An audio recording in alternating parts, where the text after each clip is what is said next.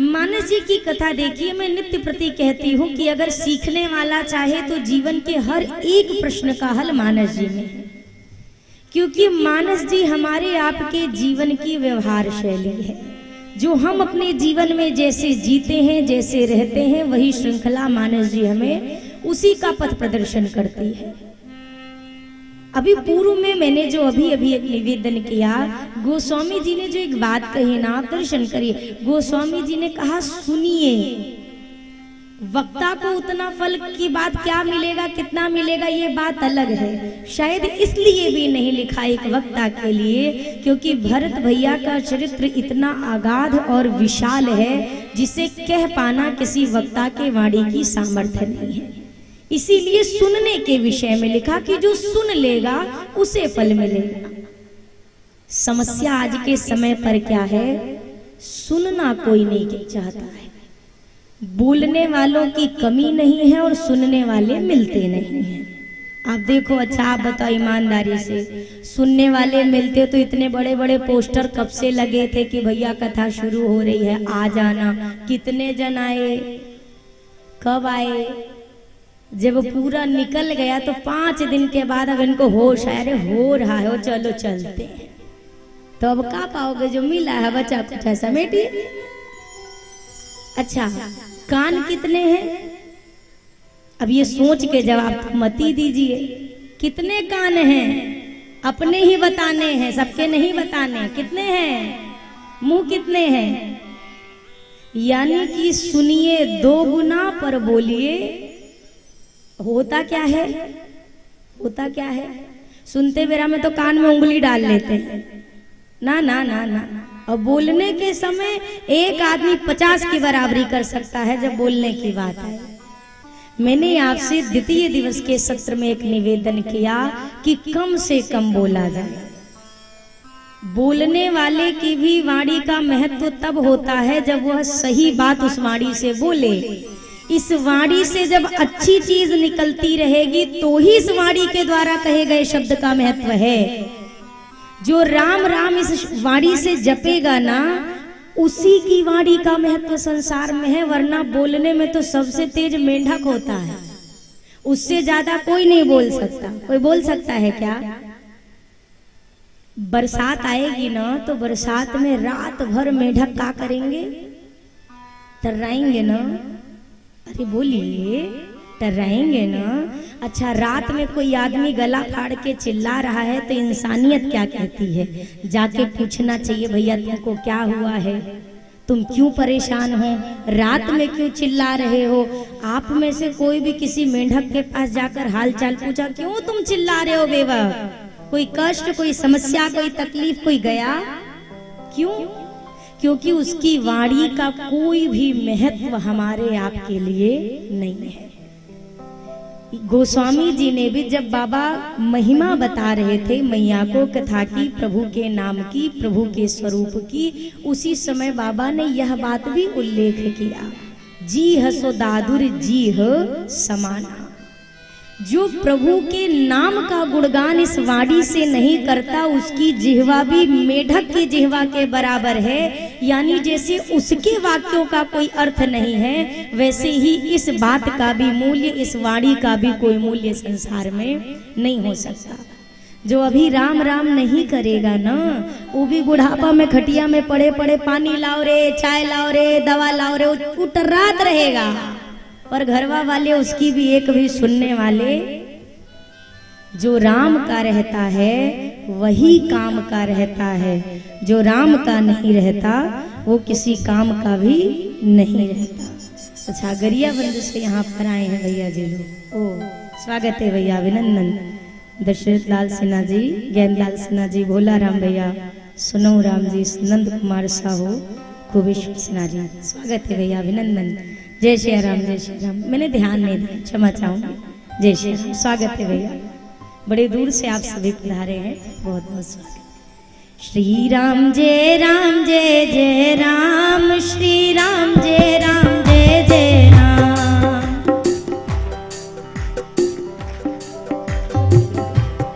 श्री राम जय राम, जय जय राम, श्री राम जय राम, जय जय राम। श्री राम जय राम जय जय राम, श्री राम जय राम जय जय राम, श्री राम जय राम जय जय राम, श्री राम जय राम जय जय राम,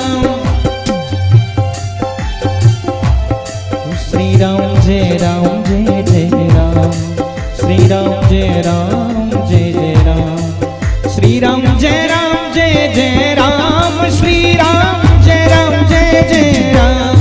श्री राम जय राम जय जय राम, श्री राम जय राम जय जय राम, श्री राम जय राम जय जय राम, श्री राम जय राम जय जय राम, श्री राम जय राम जय जय राम, श्री राम जय राम जय जय राम, श्री राम जय राम जय जय राम, श्री राम जय राम जय जय राम, श्री राम जय राम जय जय राम,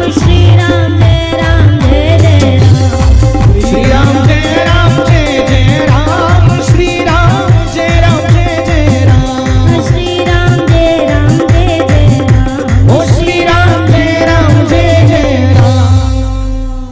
बोलिए सियावर रामचंद्र की।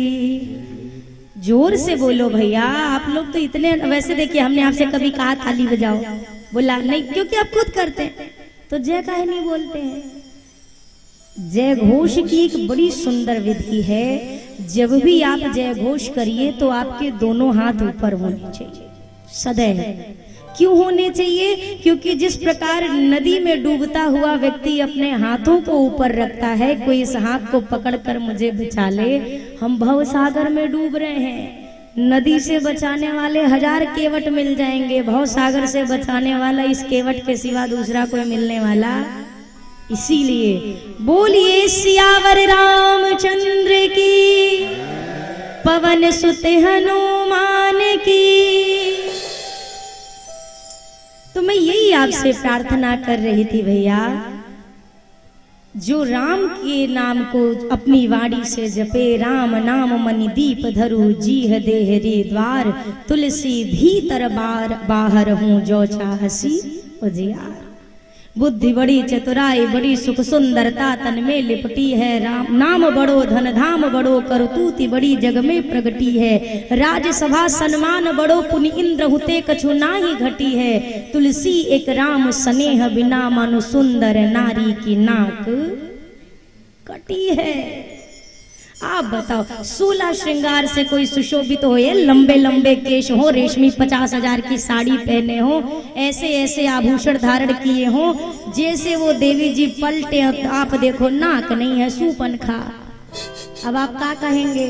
कहेंगे का फायदा है जब इतना पहनने ओढ़ने का, जब नाक ही कटी है तो कोई मोल है इसका, बेकार। गोस्वामी जी कहते हैं, उसी प्रकार जिस वाणी से प्रभु का नाम ना निकलता हो, उसका जीवन भी बेकार है, चाहे सब मिल जाए। भांति भांति भोग मिले अंग हूँ, निरोग मिले सुख के संजोग मिले, जीवन की बाटी में नाम मिले धाम मिले, यश अरु काम मिले, पर राम ना मिले तो सब काम मिले माटी में। अगर ये नहीं मिले तो कुछ नहीं। आप आज के विश्व का नजारा देखो, जो राम का है वही काम का है, और जो राम का नहीं है वो किसी काम का भी नहीं है। कहीं भी आप दृष्टिपात कर लो, संसार में एक सूत्र समझकर चलिएगा, सब अगर आपने पा लिया, अगर राम से अलग हुए तो वही सब कुछ आपके हाथ से ऐसे फिसलेगा जैसे मुट्ठी में बंद हुई रेत फिसल कर निकलती है। राघव जी ने माँ का श्रृंगार किया, और बड़े सौभाग्य की आपसे बात कहूँ, कितना सुंदर समय है। राम कथा कहने में तो अब और आनंद आता है। क्यों आता है? अब जिस कोने में जाइए, हर घर के छत पर जब भगवा लहराते हुए देखो तो राम कथा का आनंद बढ़ जाता है, बहुत आनंद बढ़ जाए। जो अंजाम तलक ले आए वो अंदाज भी आएगा। कल अपना वैभव था जैसा वैसा आज भी आएगा। पुनर्जागरण काल धर्म का ये जो देख रहे हैं हम, राम आ गए भारत में, अब राम राज्य भी आएगा, अवश्य आएगा। माँ के श्रृंगार को करते हुए राघव जी अति आनंद के साथ पुष्पों को चयन किया, गले की माला बनाई, कान के कर्ण फूल बनाए, हाथों के कंगन सुशोभित कराए, माथे की बिंदिया तैयार की, सब पुष्पों के तैयार हुए हैं। सुंदर। यहाँ पर एक चीज दर्शन करने योग्य है कि मानो देखो, अभी मैंने प्रारंभ में कहा इसमें हर एक पात्र है, पति पत्नी भाई बंधु सखा मित्र पिता पुत्र पुत्र वधू सासू माँ, सारे संबंध इसके इर्द गिर्द हैं। जब एक धर्म पत्नी अपने पति के साथ उसके हर दुख में कदम से कदम बढ़ाकर चल पड़ती है, तो फिर पति भी हर कदम पर विचार करता है कि उसे मैं किस भांति से प्रसन्न रखूं। ये जंगल है, जंगल। लेकिन गोस्वामी जी कहते हैं इस जंगल में भी श्री सीताराम जी लक्ष्मण जी के साथ कैसे शोभायमान है, जैसे स्वर्ग लोक में इंद्रदेव अपनी पत्नी सची और पुत्र जयंत के साथ विराजते हैं। स्वर्ग और जंगल एक बराबर शोभायमान हो रहा है। क्यों? जहां पर आपके मन को आनंद की स्थिति प्राप्त है वही आपका स्वर्ग है।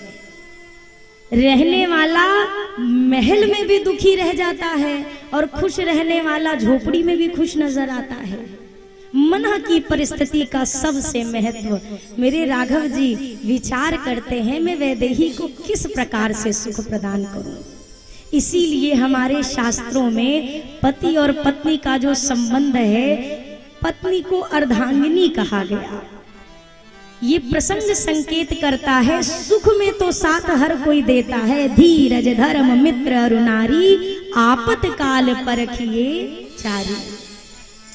आपके संपत्ति के हिस्सेदार हजारों हैं, आपके सुख के हिस्सेदार हजारों हैं, लेकिन आपके धैर्य की यानी धीरज, आपके धर्म की, आपके मित्र की और आपके पत्नी की, इनकी परीक्षा विपत्ति के समय में समझ आती है।